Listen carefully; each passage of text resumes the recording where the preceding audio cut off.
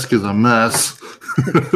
Tearing down in my kitchen. Look at this. Yeah, I'm Anyone else downstairs. think it's weird that like through Twitch and stuff you can stream for like 24 hours, but YouTube only lets you stream for 8? Yeah. They gave me the notice about it, so I just thought I'd throw that out there real quick. Do you plan on streaming for 8 hours or more? Yeah, it's like it cuts you off. I don't know why. So, what's up, guys? We're live. Hello. Hello. King Dingaling is here. Okay, so that's Nick. What's up, bud? So what this is we're basically just going to talk about the community and things that we've noticed that are kind of holding us back a little bit. Things that rub us the wrong way, I guess. And sort of what set this off was one of the Facebook groups I'm in. Someone posted a picture of them painting. They were basically doing color tests on the runner, and they were painting the kit while it was still on the runner.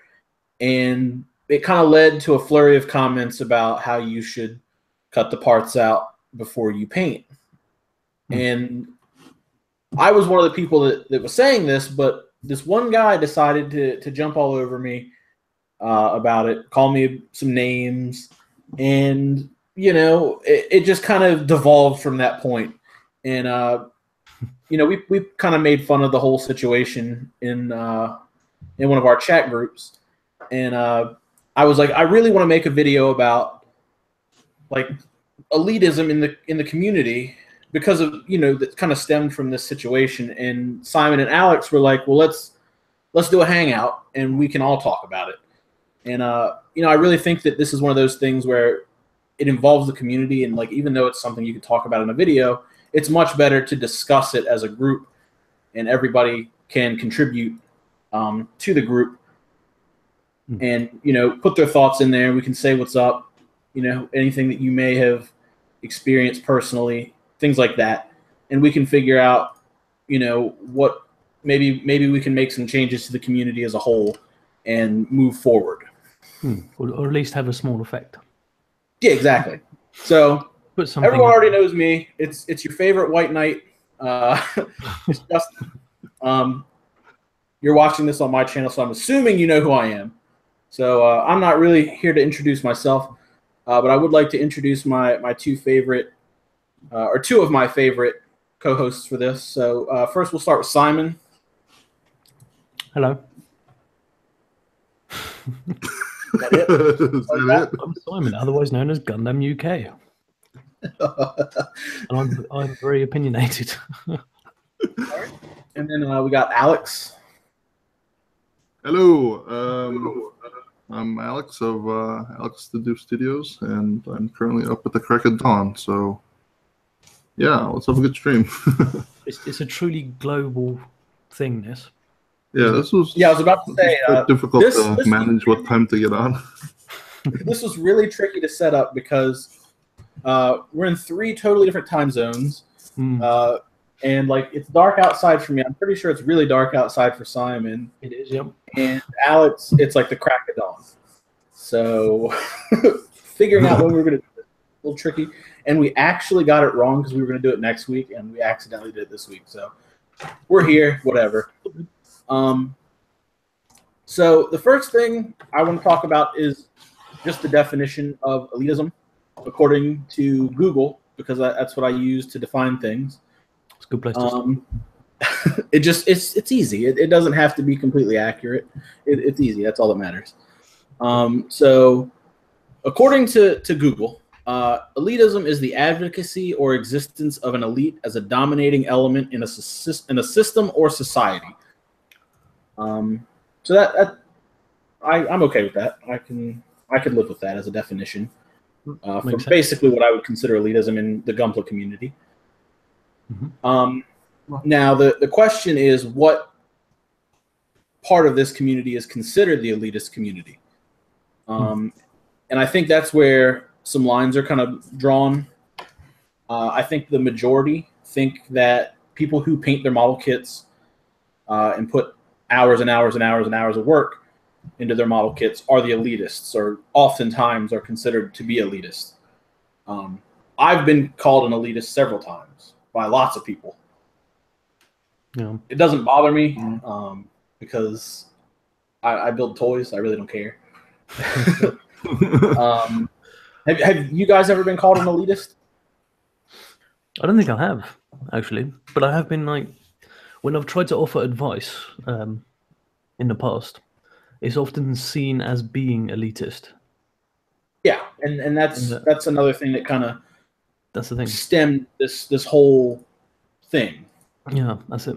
I mean, it's born out of I think it's quite a fundamental divide in the community between people who would consider themselves as people who build model kits, people who collect model kits, people who paint model kits. And in that respect, it's quite diverse, but it does cause a bit of conflict. Yeah, especially on like everybody's got a different like opinion as to what the hobby is, without fully understanding how everybody else sees it. Right. If you see what I mean. Especially on the internet, I think. Oh, yeah, the internet should just be it just kind of blows it even further out of proportion. That's it. Of course, like the hyperbole and the confrontation and that, and the anonymity doesn't help, really, does it? That's the thing. No, because then you can be a dick and nobody knows who the hell you are, so you can show your ass a little bit. Right. Never fun. I mean, I don't know what people gain out of that, but whatever. So I don't think I've been called an elitist before. Has anybody ever gotten down on you for giving advice? I've never been called an elitist, but like I think I've gotten specific tones of similar, I guess, fashion, and just chiming in or something like that, especially on like a lot of the Facebook forums and stuff like that. But I think there's like a whole different wall to it too, outside of just Gunpla, where you might have some people in the scale modeling community as well. Oh, that's a good point. Yeah. Because I'm pretty sure there's like a whole different section of where you have scale modelers who are just like, you guys are building stupid robots. I have seen that as well. So I mean, personally, I don't think I've experienced it too much, but I've seen it just from like the outside looking in on, just like peering into some forums and stuff like that here and there. But yeah, I mean that's my experience, I would say. I've seen other people do it to, say, beginners. Yeah. That's quite horrible when you see that happen. It's very discouraging, really. Exactly. I mean, they're just posting their work for the first time. And Well, see, this is one of the things that's kind of interesting about this community is that it's not like people sort of fade into the hobby. Typically with the Gunpla community especially, is you can kind of gauge when people are going to start joining the hobby, and that's typically when the next show comes out. So like Iron-Blooded Orphans is wrapped up. I believe Thunderbolt is done. Could be wrong. Twilight Axis is done. There's not really a series going on right now. Is Build Fighters done? I think there's another OVA or something. Okay, well, basically we're finished right now as far as series are concerned. So until something else gets announced, it's just going to be the same people that you've already seen. We're not going to be seeing a whole lot of really new faces. But then when a new series comes out, part of what comes out with that series is the new merchandise. And then with the new merchandise, you get new followers of the hobby. Influx of new, yeah. And as annoying as it is to see the same posts, they come in cycles. Hey, what should I buy? Hey, I just watched my first episode of Gundam. What's a cool kit? Yeah. It's to be expected. This is such a multifaceted hobby where there's so many different sides, and like people come from many different backgrounds and stuff like that. Some people come from other scale modeling hobbies. Some people come from miniature hobbies. Some people come from gaming.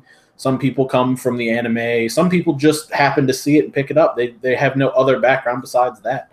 I think obviously the best thing we can do is help each other. Don't be a jerk to somebody who's new just because they're being new. or they can't help it. You were at one point new to this hobby as well. You very well may still be new to this hobby. But I think pushing people away is not a way to help our community grow. Even with the annoying questions and the dumb rhetoric and stuff like that, obviously, we're either going to isolate ourselves or we're going to turn people away, and the hobby is just going to stop growing, and we're going to stop getting kits. I don't think that a Facebook post is ever going to be enough to kill the hobby. But but it might ruin it for just that one individual, which is, I mean, it might ruin it for certain groups of individuals, right? But the core of what I want to talk about today, though, is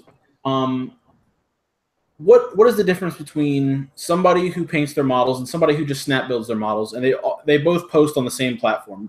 Let's say there's one Facebook group. There's only one Facebook group, and you build the models the way you do, and you post them. So I paint my models. Sometimes I do modifications, I seam and stuff like that. I post my models online, and I get called an elitist. That's bizarre. Because I suggest to the next guy that posts, I saw that, hey, he missed the seam line, and I say, hey, here's a cool trick for fixing that seam line. Here's how you can modify the joint. Here's how use this glue and then sand it smooth, and then you can get rid of that seam line. And I think it'll make your model kit look better. And then I get called an elitist because I think that that's the next step. And how do we stop that kind of thing? I guess it's all down to the individual, isn't it? It's how they understand the way in which you are supplying them with that information. Yeah, that's the thing. Because a lot of people can greatly misunderstand a post, especially if there's a language barrier. That's for sure. Yeah, and a lot of people will read a Facebook post and just assume that it's somebody being confrontational or sarcastic. Well, it's text. I mean, there's no context or tonal intonation to assume, what kind of angle they're coming at you with. So I think that's a very big issue right there. That happens a lot with criticism as well. Like if somebody just posts like a build and someone wants to give them advice, you see a lot of that stuff too, is like whether the build's painted or not, whether it's just, a little bit of detail painting here, whether it's panel lined. Anytime you post something online, you automatically subject yourself to criticism, whether you said that you want it or not. And I think that's something that anybody involved in the hobby, whether they're new or not, should just come to terms with. Somebody out there is going to say something about your model. Whether or not they say it on your post to your face is another story, but you have to be willing to accept that. That's it. Especially in an unmoderated format, like on Facebook. Yeah. I mean, it's not on a forum where you go onto the forum, you know exactly what's going to happen. Because you can look at responses of previous posts. Yeah. But of course on Facebook, it's, there's not really any limitation. There's not really any moderation. It's just whatever you put out there, you're going to have to just lump what you're going to get. Yeah. And you do see people, you can usually tell who wants to do what. If someone just posts a picture of like their first painted kit, they're probably not going to want a lot of hard crit, but they very well could. Those people don't generally post, hey, CNC welcome, stuff like that. But obviously when someone does want critique, they will tell you. But the first few times, they might not know to even think about that because they know that at some point they're going to get it whether or not they ask for it. But that's the big way I've seen that. Like, I try not to do a lot of criticism online unless it's asked for. But even that can backfire because sometimes people say that they want CNC and they really just want you to kiss their ass, basically. They just want you to tell them they did a good job. Right. And that's the hardest part about giving criticism to somebody is, especially if, like, coming from my own perspective, is like, I know how long it takes to build a model kit. I know how long it takes to paint a model kit. And like even working, because I work pretty fast sometimes, I know that I can crank out a model kit in like a day or two.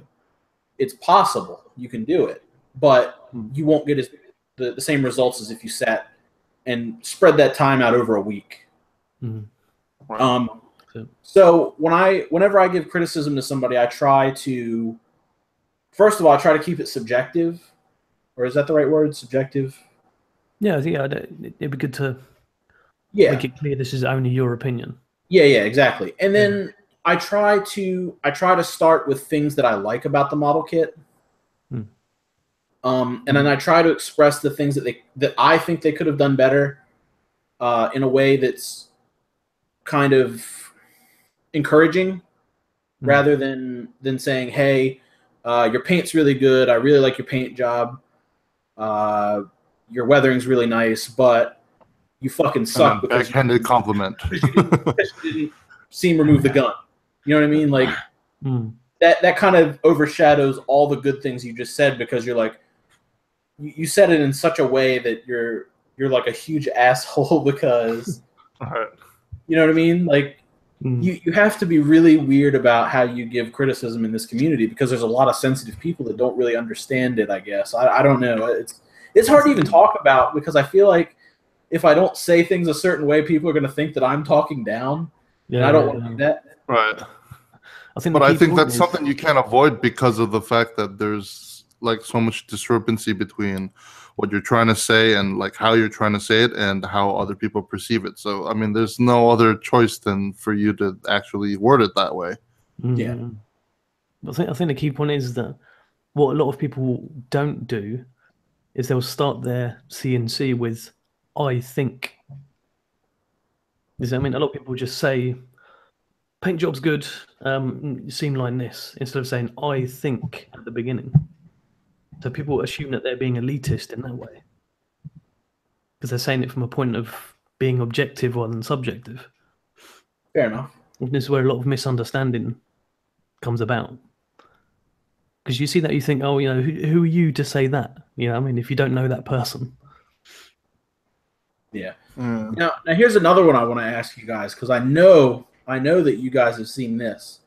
You're on a Facebook group, and you're just kind of scrolling through, and you see a post, and it's like, "Hey guys, how do I do X?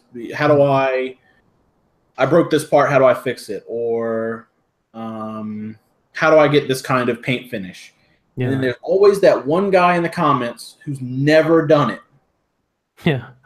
And he's giving advice on how to do it, and then he's got like a reply underneath, and it's like, "Well, that's how it should work." It's because, like, in theory, I think that I know exactly what post you're talking about. He said, in theory, this should have happened. I was sort of alluding to that, but not really, because it did happen a couple days ago. I was scrolling through Facebook, and I don't remember what the subject was at all. Yeah, I forgot too, but I think I remember that one. Some guy was like, "Do it this way. That's how it should work." It was something about glue, and he was like, "Use Gorilla Glue," and I was like, "Do not use Gorilla Glue on your model kits. Don't do that." Yeah. Like they have like a super glue range or whatever, and like you can use that to, you know, put stuff together. But Gorilla Glue is like for your house and stuff. Don't do that. Losite. Oh man. But you get a lot of people that think that they know how to do things because they understand in their head roughly how it works. And like, it's like people that paint with craft paints. Like, you can do it, you just shouldn't do it, because craft paints are model paints. They're not made. That's it. They're for like paper and for. Yeah. I've got a pumpkin over there that's painted with craft paints, and it looks like a pumpkin painted with craft paints, but if I put those paints on model paints, it's gonna look awful. Oh man. It's gonna take too much work to get them to look good. That's why we buy hobby paint. Oh man. Yeah, I understand what you're trying to say. Yeah, I mean, because I think a lot of that also, it's like I kind of want to look like I'm a lot better or a lot more skilled than I actually am. So it's like you kind of want to just be perceived as this like really knowledgeable person. Like not even like when it comes to that. Like I think it's a pretty common one when we're talking about like just like the Gundam anime in general. There are some people who are very knowledgeable in it and they show it and they actively participate in various forums and they kind of like, you know, I guess they get a kick out of making it known. I'm not going to name names, but they get a kick out of making it known that, okay, yeah, I know my shit. And like, okay, this happened in UC this era and this person, like, it's like, it just goes on. You have this like freaking half-page long like reply to like a simple question like, who is this guy? You know? Yeah. and from a hobby, see, because this is another point of divergence for us is I'm not really ultra familiar with like a lot of the Gundam lore and stuff like that. Like I've watched I'm not either. Series, but I ultimately don't really like the Gundam animes. They're okay. Some of them are okay. Some of them are really good, like 8th MS Team, and I like Stardust Memory a lot, even though a lot of people seem to really not like that one for some reason. I love Stardust Memory. I don't get it. I like it, but you know, there's people out there who are like, yo, you know, 00 is the greatest thing ever, and it's really not. No, it's not. Probably a little bit subjective there, but it's not. I don't think that's totally objective. Yeah, that's what I meant. Sorry. But you know what I mean? Like, I'm not really into the lore thing. I build the robots that I think look cool. Yeah. That's all it is. I only, like, some people will literally go out and buy a model kit because it did something cool in the show. And I'm not really that guy. I'm not like that. I just, if I think, which I do, I think the Cubile looks awful, I'm not going to buy a Cubile because it's awful. Totally. But that's my opinion. But so maybe in the series the Cubile did something really cool, so everyone goes out and buys one. I can't figure out why people love that stupid bug thing, but they do. It is very unusual. But no, I think if we can, in as far as criticism is concerned, I think if we can kind of separate, if you can take a step back and look at what is subjective and what is not, before you start kind of analyzing critique you receive, and then before formulating a response to that, think about how that person might react before you post any kind of criticism, and think about how that person might react to criticism that you've received, to whatever response you're going to put. Because these are real people. We're all real people here. Apparently so. We gotta be nice to each other a little bit. Now that doesn't mean that I'm not going to tell that guy who used Gorilla Glue on his kit that that's a little dumb and you shouldn't do it. But I mean, the guy who's like, "Hey, how do I see him remove my kits?" Don't be mean to him. Come on, he's trying to learn. You shouldn't be mean to people who are trying to better themselves. Yeah, definitely. Do you think like, and on the same token, if there's a guy who wants to snap build 45 RX-78 kits and post them on a Facebook group, he's fine too, man. He's not bothering nobody. If you don't like his post, just scroll past it. Yeah, ignore it. Yeah, that's it. Because he's not hurting anybody. Yeah. Now, if he's in the chat throwing slurs at people, that's another story. But you know, leave those guys alone. I don't like to see the same post over and over again. It's just like everybody else. But I mean, this is the problem with social media. It's become so centralized now that any kind of core knowledge that we would have as modelers, you know, the basics, it's become less accessible because there's such a constant stream of posts on all these groups that there's never like a core. Go here first, learn these things. You know what I mean? Well, that's one of the drawbacks of like the death of the forum is like before we had forums where people they go, well, I really like this thing, I'll go here and I'll learn about it.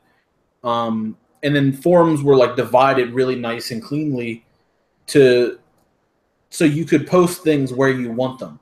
And now with social media, we've kind of streamlined that whole process. We got rid of the organization of it, but everything else can still be posted. Right. So, you know what I mean? Like, there's no tutorial section, and links to videos and stuff like that. It's just fucking just crap, and then maybe something useful, but that gets buried under more crap. So. Really nice model that has no likes, and then like completely terrible model that has 1 million likes. Speaking of likes, can you discuss just a moment how surprised I am that my Buster Gundam did as well on Facebook as it did? I was blown away. I did not think that I was going to get. Thank you. How did it do? Let me have a look. Awesome. See ya. Thank you. I'm not surprised, really. Let me have a look at your Facebook page. Hold on 1 second, guys. You guys can keep talking. I just Grandma dropped by with some food for Justin. Oh right, yeah. It's his special service. Kind of hungry too, but yeah, I think. I mean, personally, I think like Facebook itself is quite of a mess in terms of organization, because there's no specific threads or the organization or categorization of anything, where it's just open forum. It's just general chat, so anything goes, where it's you're finished kid or asking for help or like a poll. It's just everything is just there, So I think that's stream of information. Okay, so I don't even remember what I was talking about. My grandfather came in, and my grandfather has a little bit of dementia, so he's not really all there. And he just kind of like he just saw me and was like saying words, and they didn't really mean anything. Oh, so I just had to go. Bless his heart. But no, I was a little surprised that my Buster did as well as it did. I'm incredibly proud of it, especially considering how little time I actually spent on it. And my client who I did it for was incredibly happy with it. So that makes me happy. And then it was very well received on top of all that. So I outside of all the accomplishment stuff, I do feel that it's probably one of my better builds. But normally my posts just kind of get glazed by, like, for some guy who's like, hey, I just removed my first nub mark. You know what I mean? That's really nice, really nicely weathered. I also think that in some ways can contribute to elitism. Things like that, because we spend a lot of time on our model kits. Yeah. So like I feel like a lot of people sometimes think that they deserve like this much recognition, and they get this much recognition on Facebook. And that's kind of more of an ego thing. Obviously it'll vary from person to person. I mean, when you first started in the hobby, did you ever get that feeling that when you see other people's models posted online and they're incredible, did they almost seem untouchable to you? Yeah, for me, they hard to communicate with. Still do. Anytime Toy Maker posts anything that he's done, I'm just like, whoa! I'll never be that good. Or like a Seth Tuna thing, yeah. See, I'm not as big into Seth Tuna. His electronics work is wonderful. Don't get me wrong. But from like a painter's perspective, I'm not super into it. Okay. I am gonna bite his style for one build. I'm gonna do it once. Okay. But that's it. Just to do it. I just want to do it. Like all his striping and stuff like that. Yeah, I want to try it. I love that style. But especially when you're new, you see. I don't know who Lee Gallup is in the chat, but you need to stop. What's going on in the chat? But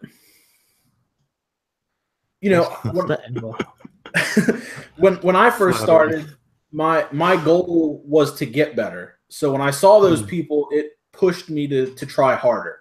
Yeah, same. Just inspirational. And I kind of worked myself back into a rut.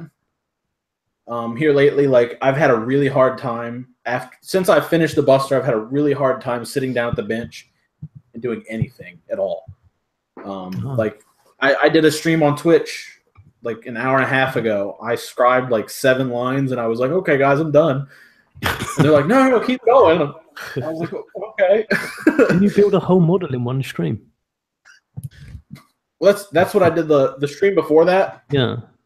I painted that whole Barzam on stream in 6 hours. That is a hell of an accomplishment. I hope you realize that. Nuts, man. Well, it was already snapped. It was already snap built. It was mostly cleaned up. All I had to do the start is quite incredible. And that was a really fun experiment, which was also strangely well received, considering the way that it was done. All right, was it a bit? If anybody in the chat is unaware, I just did a Barzam kit, and I have a Twitch channel. That's freaking awesome.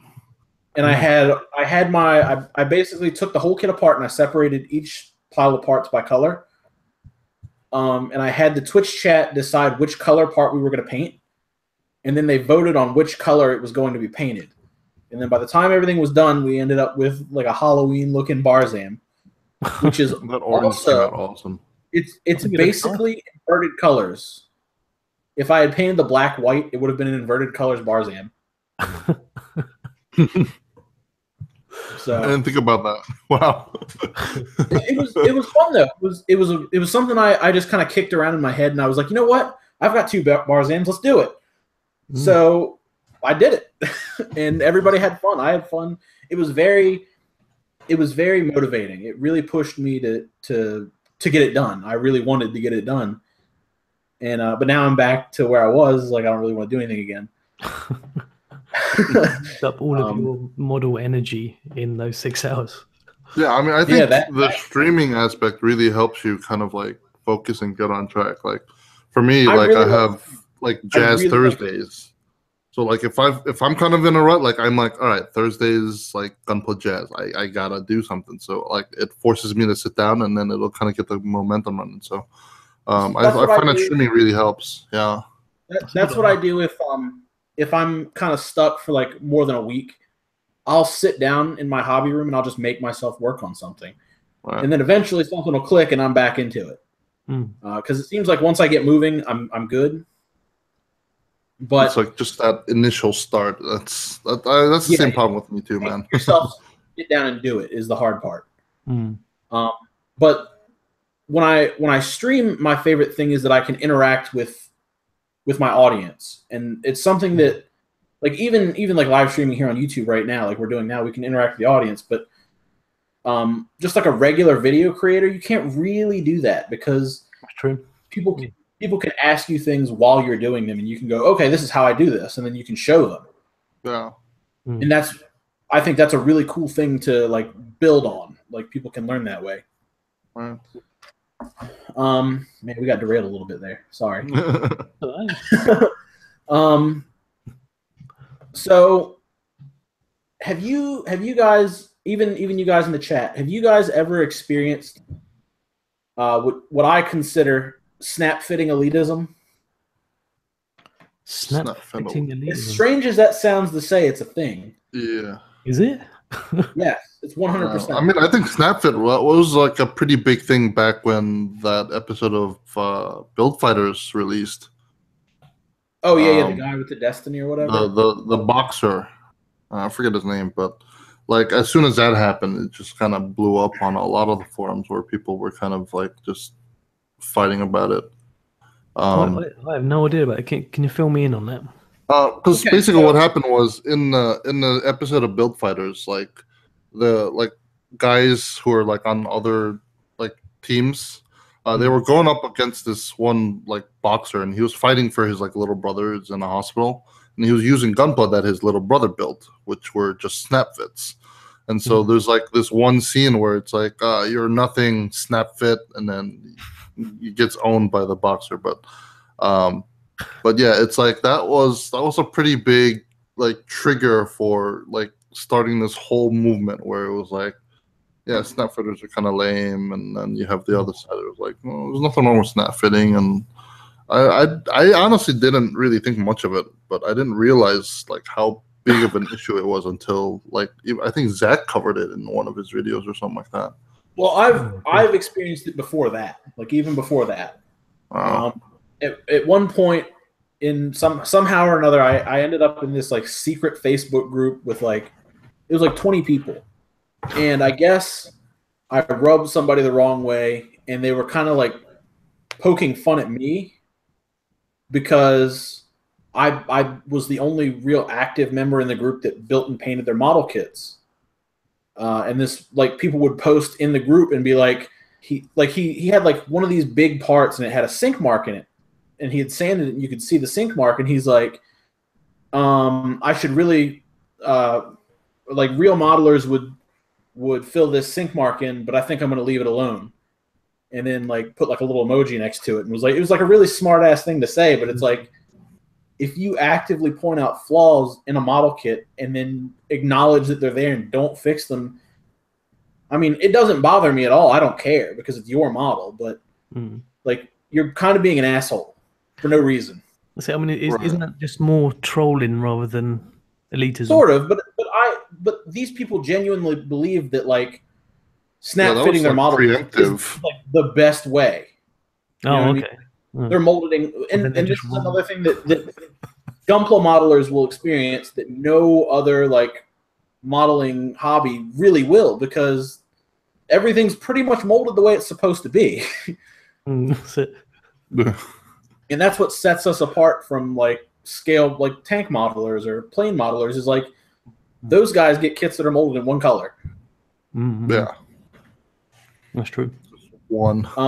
So we kind of we're like that bridge between like a toy collector and a modeler.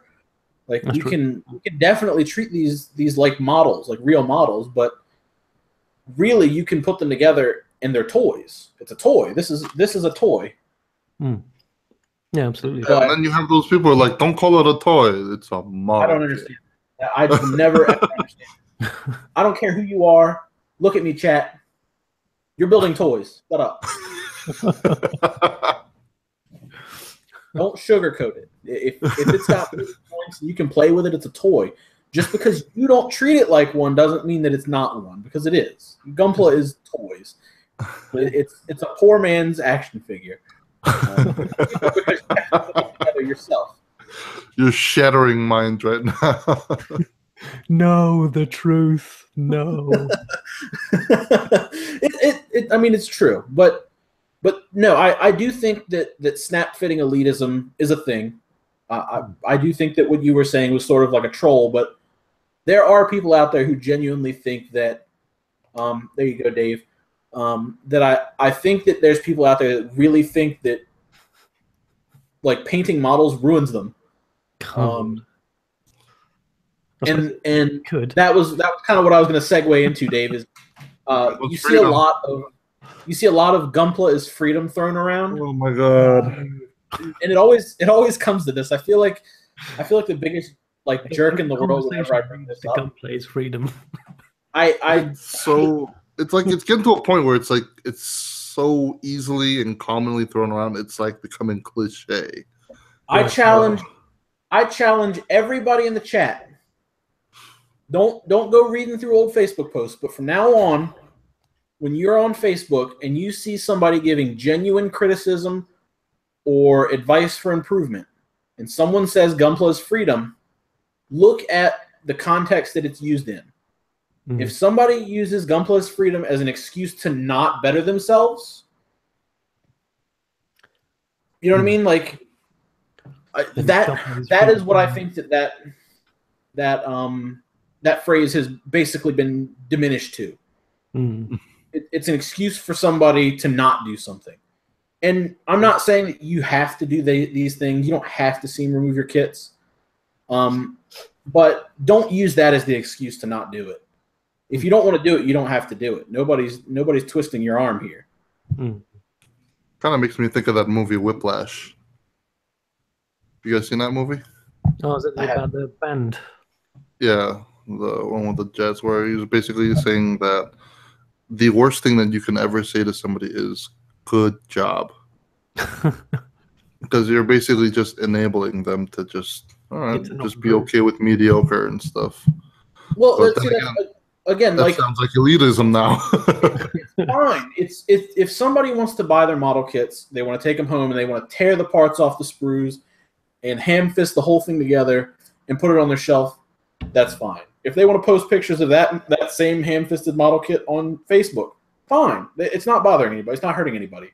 I think it's a waste of time. I think it's a waste of money. I think it's a waste of effort because you could do more. You could spend more time on it. And you can make it look really nice, but it doesn't affect me, so I don't care.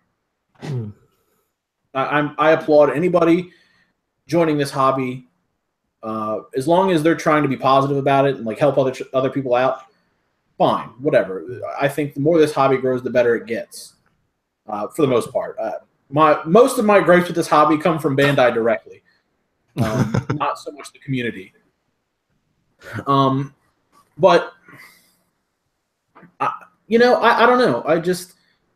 I don't understand elitism in any form because I don't understand why somebody who paints their model kits would frown on somebody who doesn't, because it doesn't affect you in any way. And I don't know why somebody who doesn't paint their model kits would get upset with somebody telling them ways to improve their model kits because it doesn't affect them in any way. They don't have to do it. Yeah, goes both That's ways. free advice right there. Don't get offended. But I think if you're going to post your model kits on Facebook and somebody's going to tell you that you missed a seam or you missed a nub mark, you shouldn't call them an asshole. You shouldn't call them elitist. You shouldn't say Gunpla is freedom ever. Yeah, that's it. Or at least make your intentions clear when you post. Yeah, just say, look, I collect, like this is one of my kits. We don't have to be this way, guys. We don't have to be this way. That's it. It can be better. And we don't have to say Gunpla is freedom every 5 seconds because we all know that it's fucking freedom. I put GM Cardigan arms on a Jim because Gunpla is freedom, but I don't have to say it.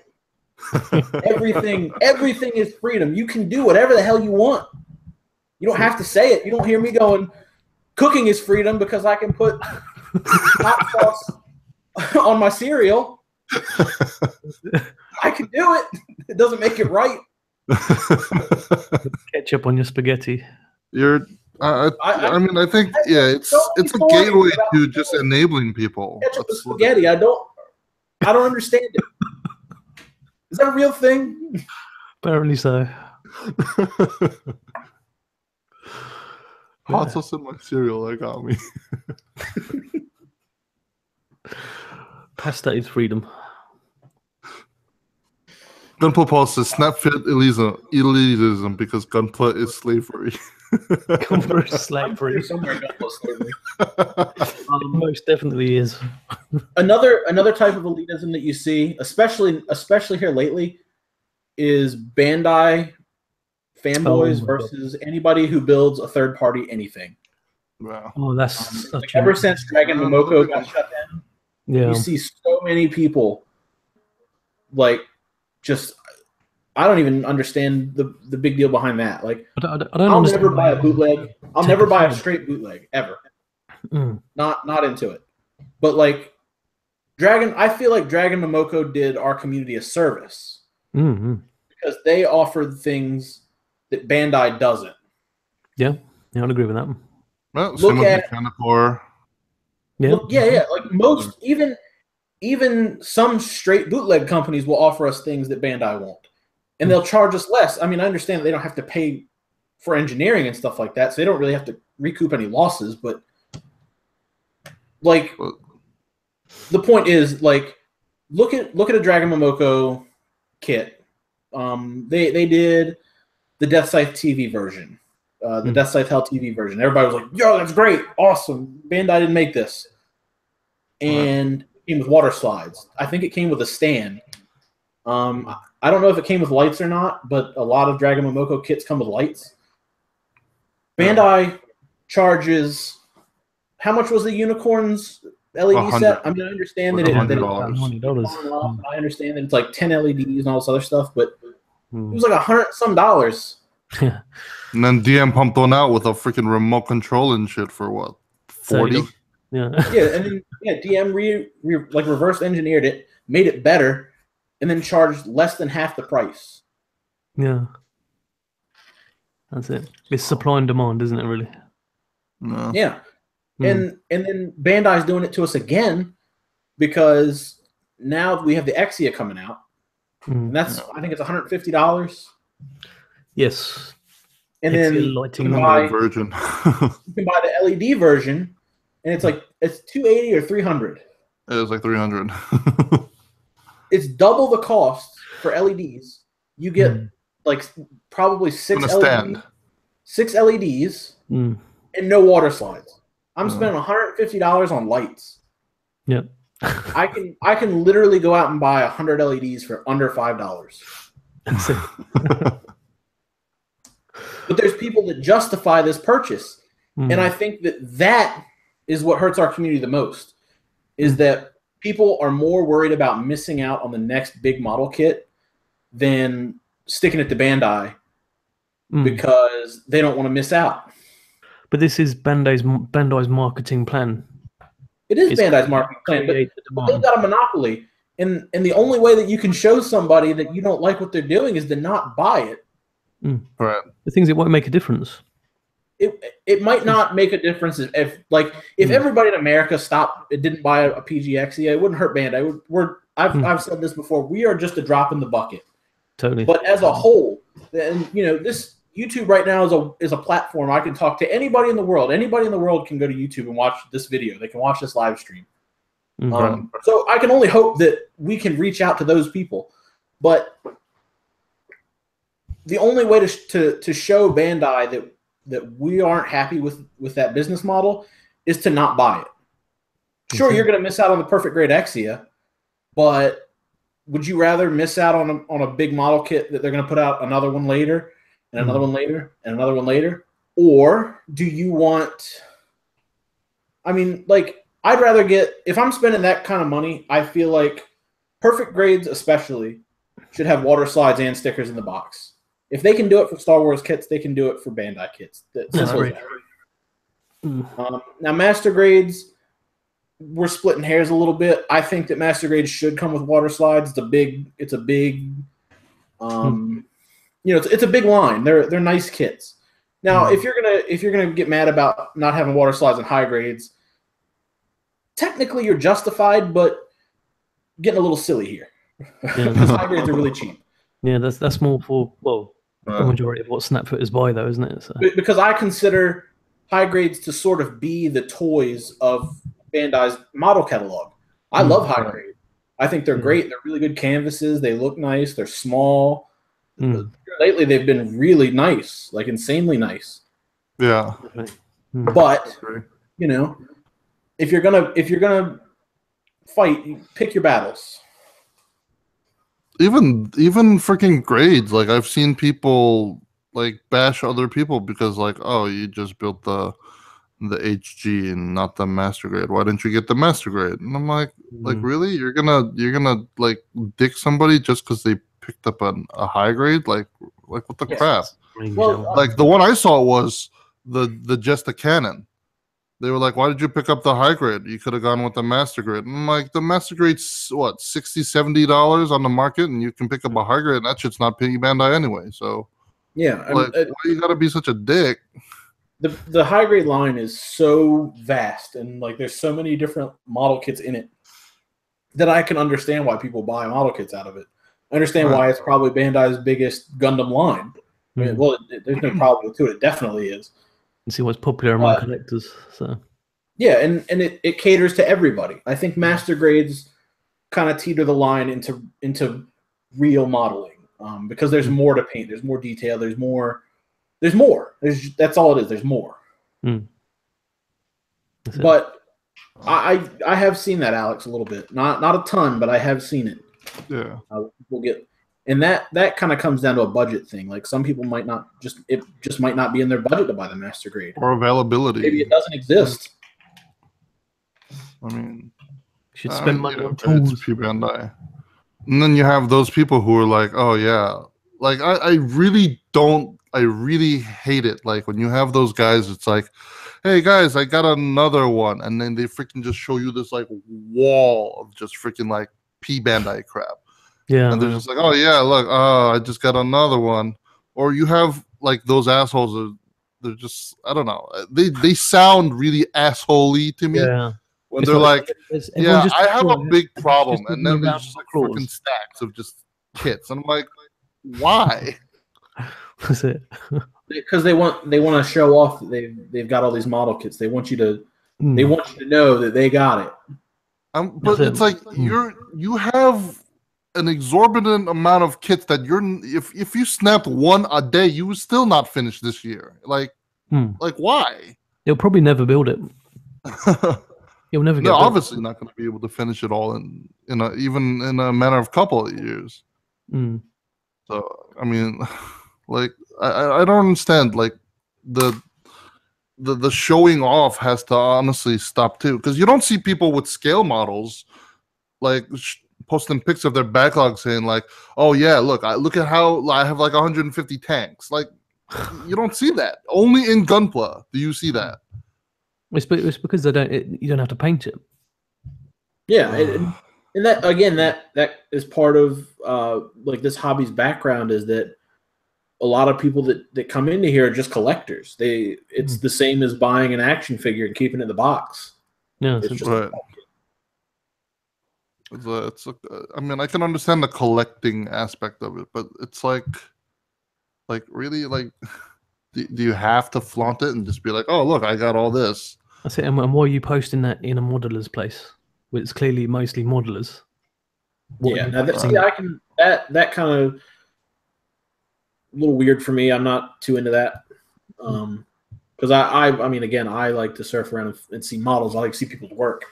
Yeah. Right. I don't want to see your boxes. We all know what the boxes look like. Have you guys seen a lot of people that like they like get really upset when boxes are damaged? Yeah. I don't get that one either.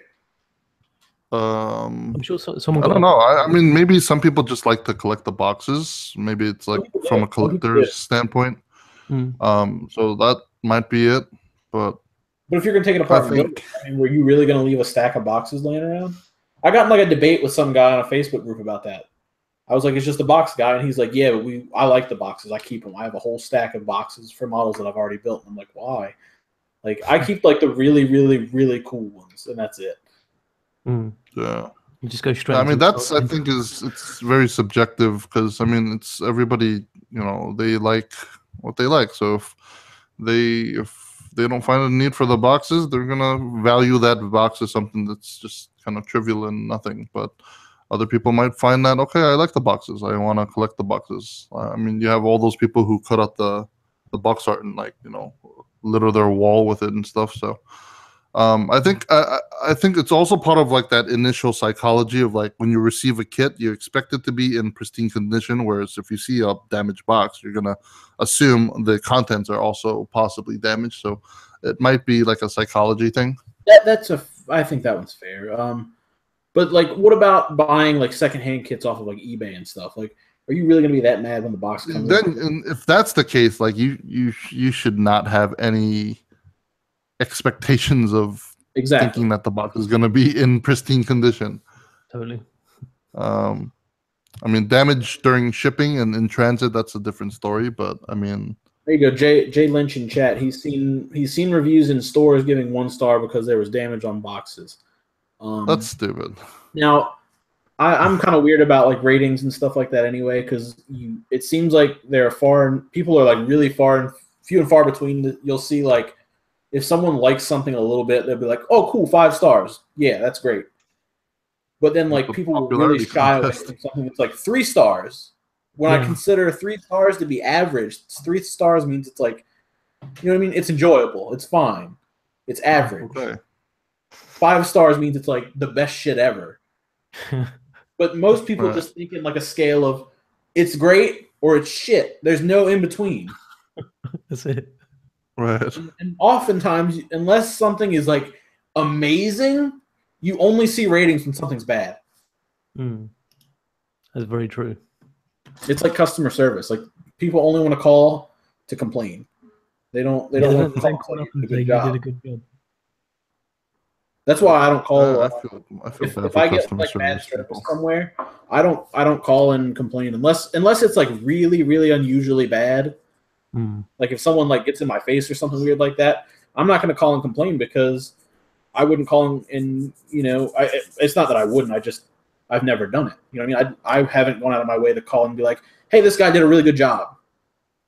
So I don't think it's fair that I get the right to potentially put someone's well-being at risk. Right. Oh man, I was just thinking about. Are we gonna move on to that topic about Zach's commission work? About what? Oh god. That thread in Zach's video about the commission. I can't tell if that's. I mean, we could do that. Yeah, You can see it's a genuine comment, but at the same time, it's. It was a genuine comment. I find it hard to believe when I read it. It's just so. I think that's a nice topic to talk about too.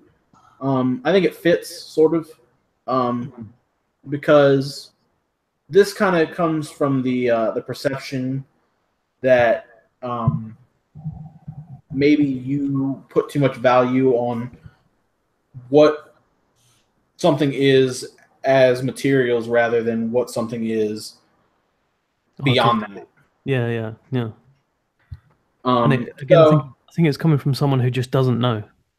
Yeah, I mean that's a possibility. So, if any of you guys, I mean, I'm sure that like at least 90% of my audience is familiar with Zach, Zaku Aurelius, or I always mispronounce his name. I feel awful because I love Zach. That's correct. Sounded right. Zaku Aurelius is fine. Zaku Aurelius.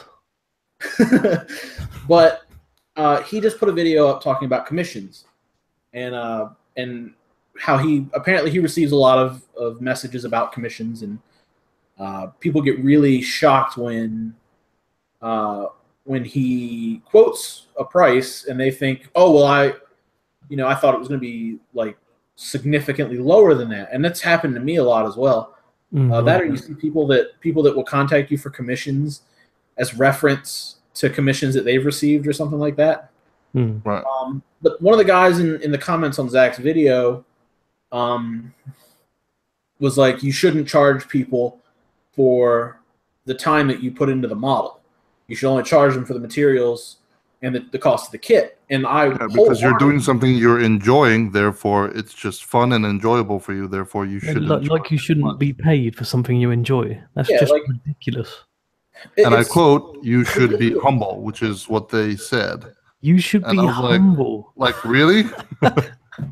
Now, what? I can't think of a single person on the face of this planet who does anything that they're good at for free.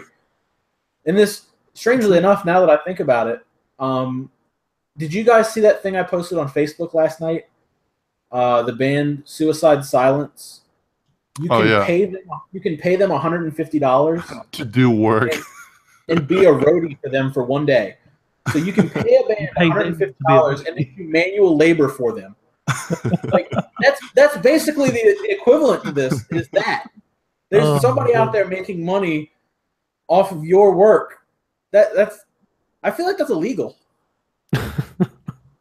It probably is. It's got to be illegal. Like that there has to be labor laws against that. But anyway, I digress. Nobody goes out of their way to do something like the Barzam I did. I'm giving it away. It was a giveaway. But that's totally different. That was the intention from the beginning. If somebody had come to me and said, Justin, I want you to build and paint me a Barzam, I would write out a quote. I would roughly estimate how long it would take me to build and paint it.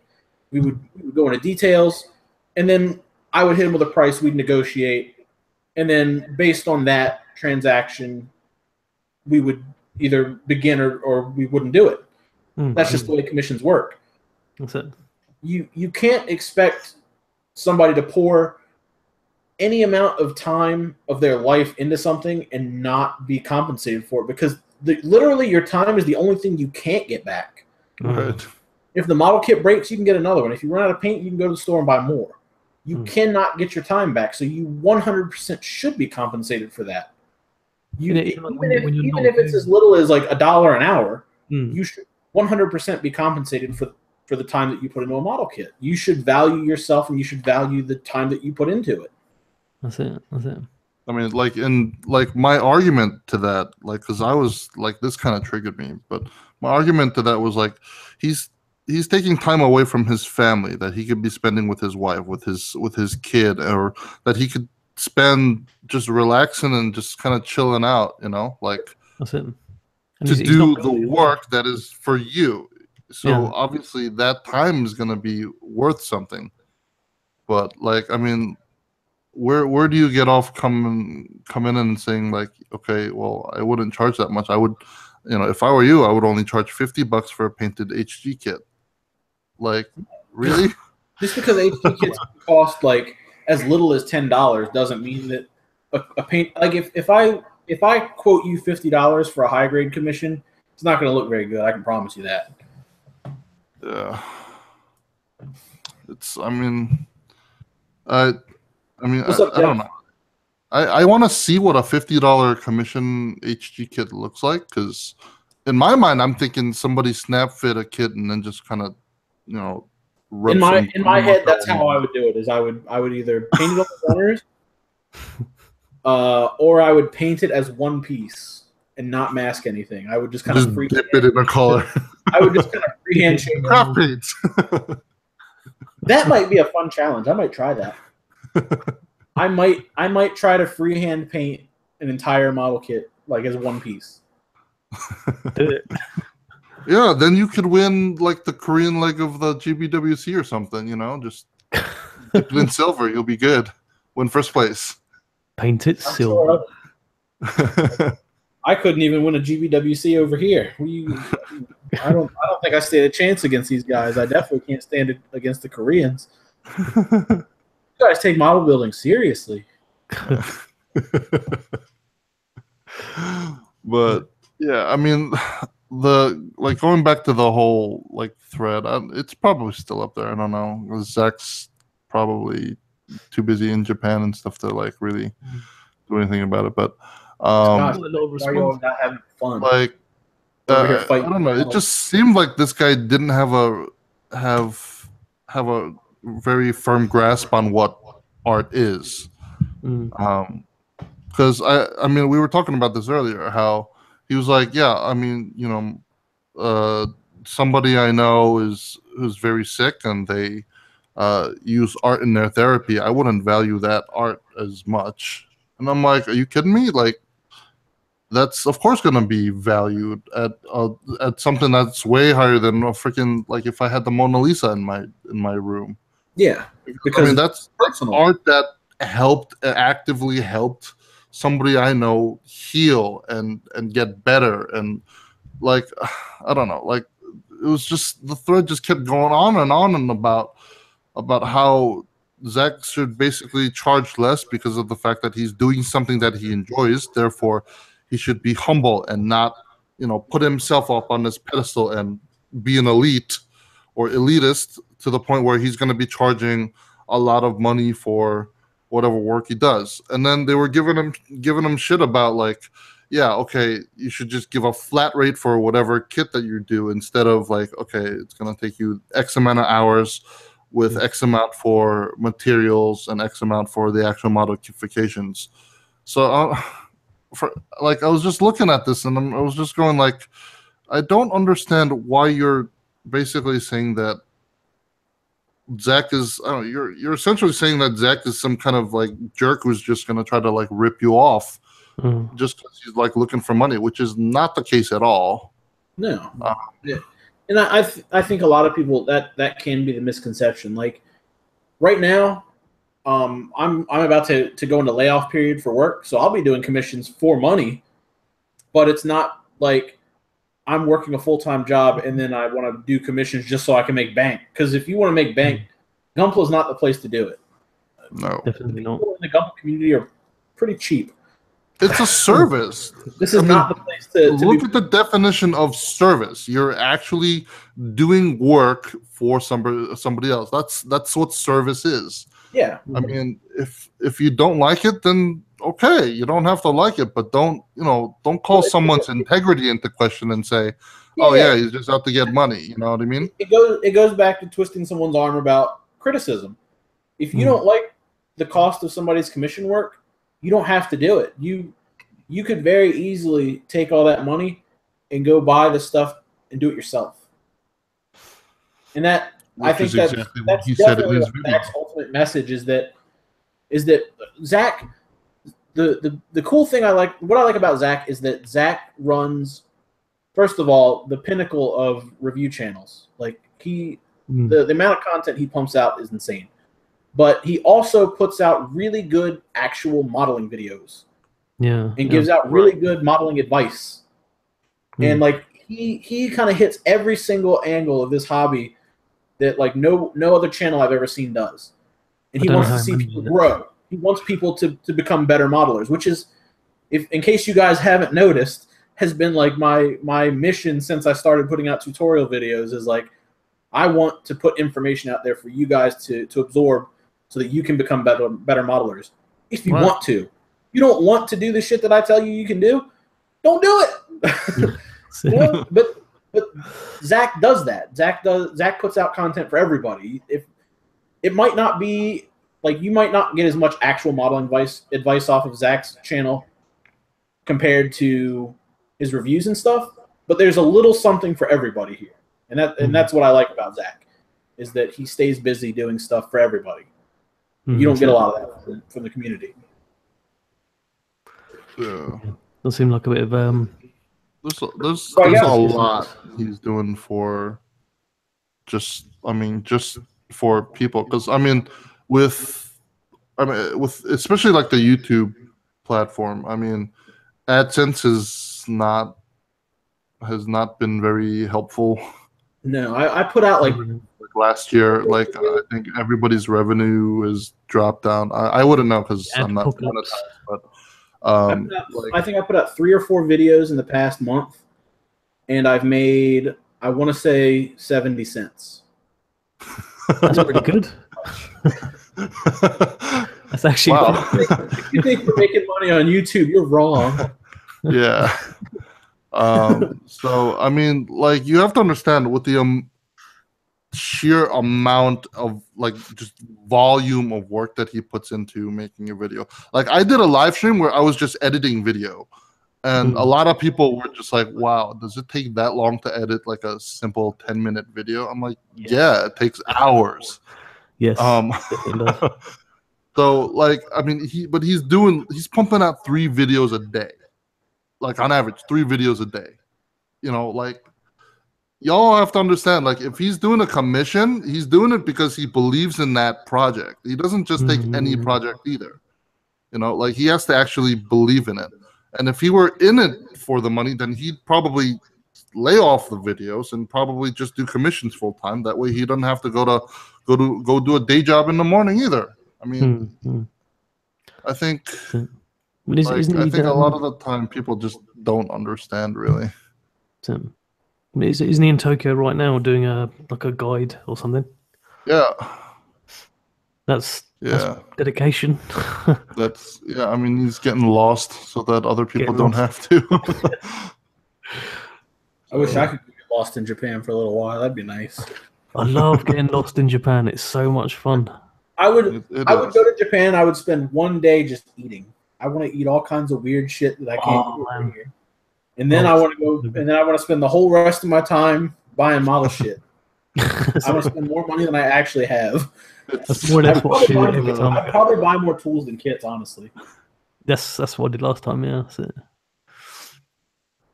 Yeah. So, I don't know. Is there anything else we should talk about as far as elitism goes, or you think we got it?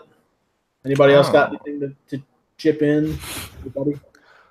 I think it's one of those talking points that's going to go on for quite a long time, especially as new people enter the hobby. Well, I mean, you can kind of nip that in the bud when they get here, but I think this is a good time to talk about it, because there's not really, I don't see an entry point right now where like a ton of people are going to be flooding in. I'll tell you what there isn't, and I think what should happen is there should be a Facebook group called Gunpla Modelers Beginners or something. Don't you think? That's might be. not a bad idea. I can't imagine that there isn't one.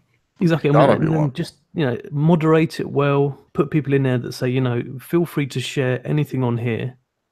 But please be aware this is the kind of feedback you will get. You know what I mean? Yeah.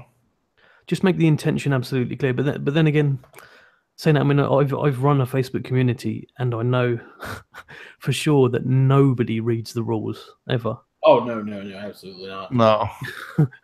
So this again is the trouble with Facebook. I mean, I know obviously I advocate for the old school forum because I run the Mecha Lounge, Right. but I see the benefit of forums so much more now, having used Facebook for quite a long time. Yeah, having Facebook taken away all the beauty that was a forum. I want to be more active on the Mecha Lounge, and I should. Yeah, I do too.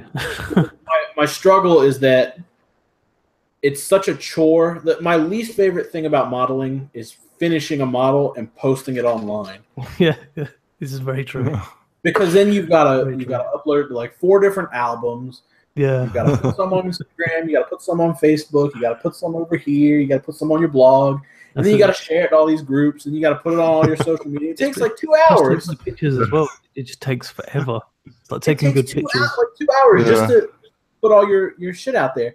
And it's such a time-consuming process. By the time I'm done, I'm like, do I really want to go over to the Mecha Lounge and post this? Yeah. On Facebook on the Mecha Lounge. So then when you get on there, the file's like more than 2 megabytes, so you gotta like crop it and make it smaller so the file size fits. This is why I also incredibly hate forums, because the technology just hasn't moved along. Yeah. It's just stagnated completely, and it is such a shame that there's no good developers out there making something that can equal the accessibility of social media. Discord is actually pretty good. I'm having a pretty good experience with Discord because, like, I mean, it was designed for people to just be able to have VoIP where they can just. It's basically TeamSpeak or Skype. Probably the best innovation I've ever discovered as far as like community stuff. Agreed. I've got so many chats for like so many different things. They're mostly Gunpla shit, but like I've got like my friends that I hate everything with in one group, and I've got like my actual like the Gunpla community in one group, and I've got like friends I play games with. The Gunpla separated, and then it's all subdivided into other stuff. It's great. So Discord is awesome. If you don't have Discord, you probably live under a rock. But, I have it. I mean, it's pretty cool because like you can just like put up an invite link to specific people, and without that, like you obviously can't join that Discord channel. So like, I mean, my personal one, it's pretty cool where like people can just like, there's a work in progress section where people share their work, and we'll talk about it and be like, oh, that's pretty cool. And if people have questions, they'll just post it in like the help me section, and people are just more than happy to engage and help other people out with that. So I think it's pretty cool. But Oliver Ponder says check out Discourse. It's a very good modern forum. Discourse is a game that I've played. I've never heard of a forum called Discourse. Oh. I might look into that. But I think Discord. I find that forums are a lot more. I think because of the fact that it requires more manual engagement, I think you're going to end up with a far more, what's the word, mature audience. Yep. Yeah, outside of just keyboard warriors on Facebook. Because I mean, most of the time it's just freaking. You post a picture, and usually it's probably some dude sitting on his toilet, like, "Oh, look at this piece of shit. Oh, look at that stupid snap." And, So I mean, that's how I'm imagining like these people. You're probably right. So I browse Instagram on the toilet a lot, so that's my go-to app when I'm taking. I've become that person. I used to not be that guy. I'd go to the bathroom and I'd be in and out. I'd just get my business done. But now it's like that's like my my peacetime is so. So I spend a little more time. It's probably built into your circadian rhythm now. Probably. Reddit is so. I used to moderate our Gumbo. I don't understand Reddit. I like Reddit, but I feel like Reddit in a lot of ways is the same as Facebook.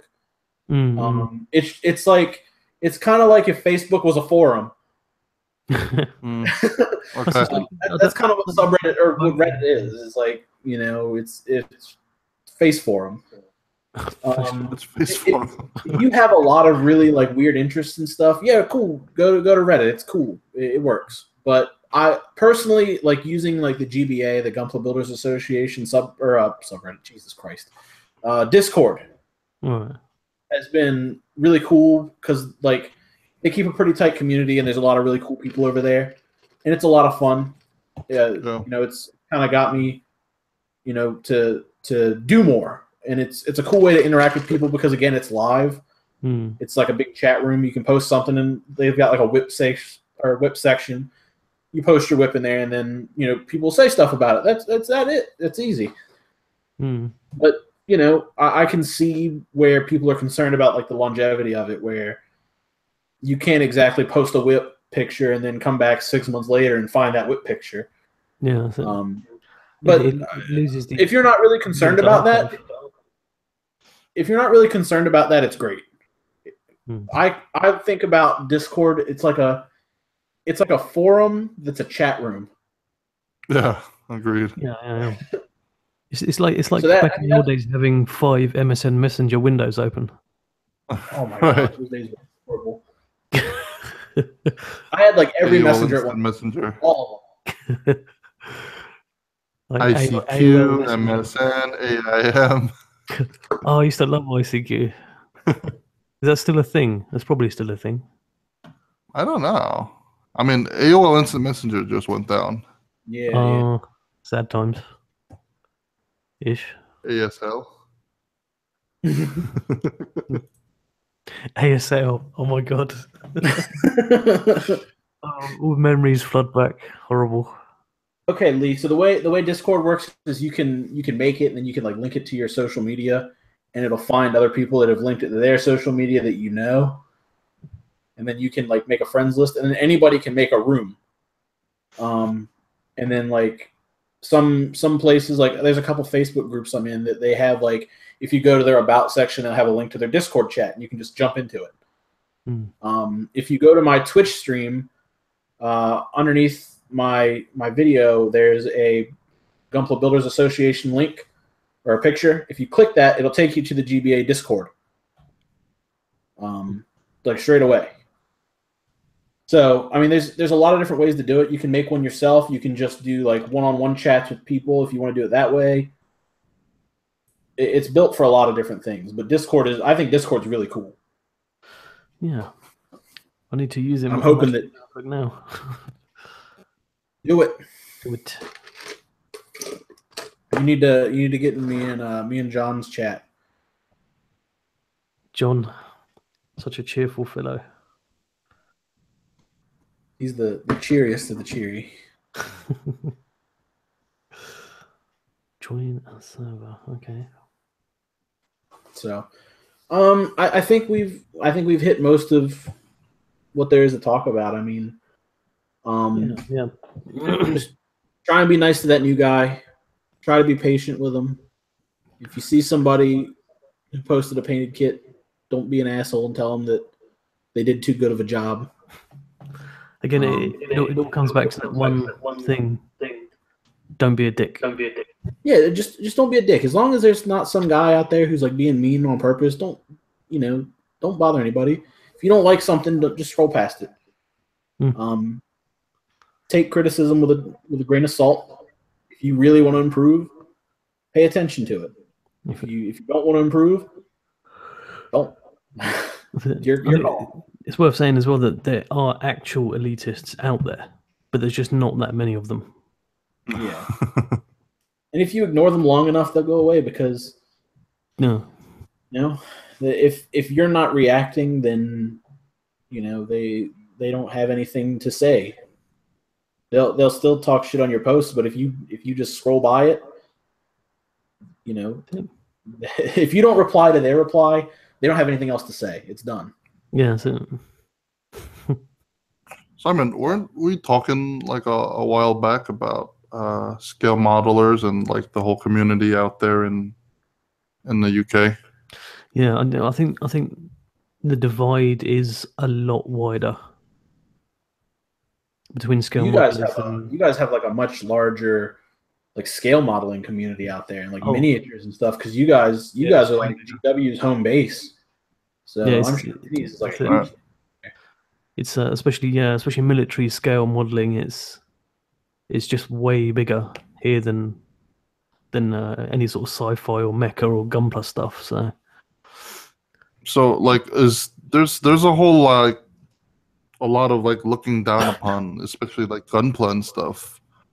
I think you mentioned like from people who come from a scale modeling background, right? Mm. It's more like it's probably less sort of how can I put it? It's more like they don't know about it rather than seeing it as something that's stupid, if you know what I mean. Mm-hmm.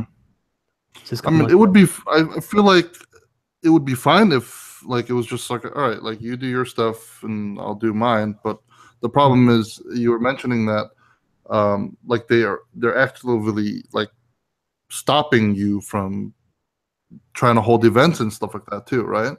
I wouldn't say that. I'd say it's more like it's difficult to get enough of us together to let the IPMS know that it's popular. Right. And it's more of what it is, but there probably is kind of a few sort of old school guys there who probably think, okay, that's not real modeling, and I can kind of understand that point, but it is. Yeah. That's the thing. It's I think just more of us need to kind of get out there and display our models and get it a bit more visible out there. Especially me. That's the way to do it. I hear that like anybody who's trying to break out into the IPMS scene, they just bring their kits, and eventually it'll if you keep doing it enough, it'll grow. That's it. Well, here's the twist. The problem is like I mean, there's one big event every year in Telford, the IPMS show, and that's miles away from where I live. Yeah, that's my struggle. Is like where I live on the shore, like everything is like 3 hours away. Yeah. That's it. But it's yeah. I mean, it's good to see a lot of breakout Gunpla modelers from the UK really starting to sort of gather interest. So hopefully other people can do it for me. What about Oliver asked, what about Warhammer folks? How do they see Gunpla and vice versa? I don't know. I've never been active in like Warhammer or anything like that. Warhammer is a modeling hobby, but it's more of a gaming hobby than a modeling hobby. Like you have to build the miniatures, but like a lot of people that do Warhammer will like kind of paint the minimum, and then just because they want to play, it's divided between two groups. Like you have people that paint, you have people that play.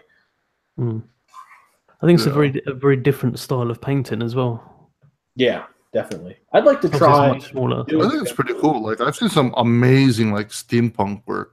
Yeah, incredible work. Yeah. Like and like I mean, you can even on YouTube you can see plenty of like tutorials on how to do like smoking effects and stuff, so that you can use them as markers in the game, which I've actually like watched quite a bunch of because I'm trying to do like a smoking project for the future. But I mean, I think there are some people especially in like Warhammer that actually do take painting and stuff like fairly seriously. I mean, shoot, they have their own like paint associated with them. Yeah, that's it. What's their award thing called? The Games Workshop GWC equivalent. No idea. I think it's called the Golden Demon. Golden Demon Awards. That's it. Yeah. I always used to remember looking at the dioramas they used to do for that, and they just blow me away. Yeah. incredible. Some of them are huge. Yeah, yeah. Like, Especially the 40k stuff. Because I still like 40k, but I don't paint any miniatures from it. So crazy stuff. I'm kind of half immersed in that life right now. So what was that? I said I'm kind of half immersed in that life right now. Oh, really? Yeah, I got an army. Yeah, you've been doing some of those miniatures. Waiting for some paint. I used to have an ultramarine army. That was the dream, and did. then I discovered the Grey Knights, and I'm like, these guys are weak. Yeah, you guys lost me. Strangely enough, I hate painting metallics. They're all just metal. Yeah, it's like me saying I hate blue, and I got ultramarine army. Well, maybe that's what it is. Maybe 40k is just fueled by hate. Maybe that's why John hates everything. I don't know. Is anybody in chat like really into like Warhammer or anything like that? Is there anything interesting you can add about the community? Dead to Death is my Warhammer plug. Oh yeah. He got me on it. Someone saying he got kicked out of a 40k tournament because the army wasn't painted correctly. Yeah, I think that's what is that a thing? If you play at like official events, you have to have like a certain number of colors and stuff like that on your mini. Oh my god! Yeah, and if they're not certain number of colors. Yeah, and if they're not painted like appropriately, then you can't play. You're not allowed to play. Wow! I didn't know. Yeah. I didn't know there was a whole elitist thing in Warhammer. That's like official events. If you go to like a hobby shop and play, they probably won't give a shit. Right? Yeah. No. Wow. That makes sense. That's nuts. Because I mean, you could submit anything into GBWC. Apparently so. They won't kick you out for not painting something. GBWC is a whole nother. I was going to say, should we touch that subject? For another day. You've seen the entry of the Australian GBWC, the guy who just entered the box. Yeah, that takes the piss. At first I was really I was blown away because it made me laugh. But then when I saw Richard Flanagan was like, this is an insult to everybody who doesn't have a GBWC, I was like, he's fucking right. I was like, that's got to suck ass. Because he's like a decent modeler, and then you're a good modeler, and there's a ton of you guys in the UK, and you guys you don't even get a shot. That's it. But then some dude in Australia can put a fucking box in. And then they let France enter GBWC. What the hell is that about? Yeah, that's weird. What is that about? I mean, then again, I don't know what the scene is like in France, so I don't know. Go give them a visit. I don't really think that it's that big, is it? Well, it must be if they gave him a GBWC entry. It's either that or somebody in France paid Bandai a lot of money. Mm-hmm. I think that's more likely. Or maybe they just have a wholesaler and that's it. Well, yeah, because I was going to say, you guys don't really have a wholesaler. It's just a bunch of guys who upcharge everything. Yes. I can't believe I looked at some of those prices on some of those sites. I was surprised. I was really surprised. Shocking. It's not even like they're trying to be subtle about it. It's not like a $10 increase. Everything is double. It's blatant. And it's here, you paid double. That's it. What gets the most is that every single one of them does it. Mm-hmm. You think that one of them would be like, if we didn't care so much about this money, we could definitely make some money. That's it. I mean, I don't know the business model, but I know roughly how much it costs to import things. You buy models from overseas, so I imagine. Yeah, somewhere one of those guys has got to have some sort of deal worked out with some company, and they get the kits a little bit cheaper. Yeah, I mean there are import fees, of course. It's understandable, but you know, should that really reflect in such a huge margin? It's exactly like there's no way that those kits should cost what they cost. There's no way. That's nuts. They're afraid of British modelers. All right, so I think this is a good stopping point. We went a little off topic, but it was fun. Good to have a rant now and then. Yeah, definitely. But you know, I think we said what needs to be said. Hopefully, and you know, maybe somebody will take it to heart. And maybe things will get a little bit better in the Facebook community. Yeah. Or maybe it won't, and Facebook will just kind of shit the bed, and then we'll have to move to the next platform, and it'll just get a little bit worse. Who knows? I'm interested to see if anybody comments on this video, what their viewpoint is. Yeah, I would like to know that. That was another reason that this is a good idea to do this as a chat. Because if anybody pops in later, they can, you know, do their thing and say what they think, I guess. But so I guess we'll you know, plug channels and then call it a day. Cool. So I'll go first, and you know, you guys already know who I am. But I do want to give a big shout out to Joel, True Gunpla, and Hangar 18. They said they'd be watching, so I told them I'd say what's up. So what's up, guys? What's up? Yeah. I need to be more active in that group, I think. Do what? No, I was just saying I need to be a bit more active in that group. Oh, yeah. Well, go ahead, Simon. It's all you. Yeah, you can find me here on YouTube /GundamUK, and on my website GundamUK.com. And if you like old school forums and having to log in and spend ages uploading pictures, go to -lounge.com. And yeah, that's it from me. True old school. Old school. I have a YouTube channel, Alexdadoof Studios. It's I created the channel just to basically just kind of document my progress as a modeler. So yeah, it's just YouTube Alexdadoof Studios. I do have an Instagram, which is also Alexdadoof, but yeah, pretty much everything of mine is Alexdadoof. So you can find me at most social media. I also have a Discord, which I already posted in the chat there. If anybody wanted that invite code, so you can come hang out, and y'all should definitely check out the GBA Gundam Builders Association. Yeah, they're good people. They're doing good stuff. Yeah, pretty awesome. So, and someone get Alex some breakfast. Yeah, I'm probably gonna take a nap. All right. No, you better. The sun has come up. What's that? You better go get that McDonald's. You probably paid for it. No, I got a refund already. Oh, nice. Yeah. The guy was probably just at your door about to knock, and you cancelled the order. I might. Who knows? I might just reorder McDelivery now. We'll see. That's what it's called. It's called McDelivery. McDelivery. Ah, that's... Yeah, and they got like little scooters with McDelivery signs on them and stuff. It's pretty cool. That's what I want to do for a living. I'm done. Deliver McDonald's. I'm moving to Korea, and I'm going to work at McDonald's.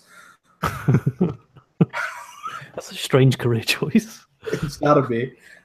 Somebody's got to drive those little scooters. It might as well be. Oh man! All right, guys. Thanks for tuning in, and thanks Simon and Alex for doing this with me. Anytime. Definitely a lot of fun. Yeah. That's right, guys. Bye.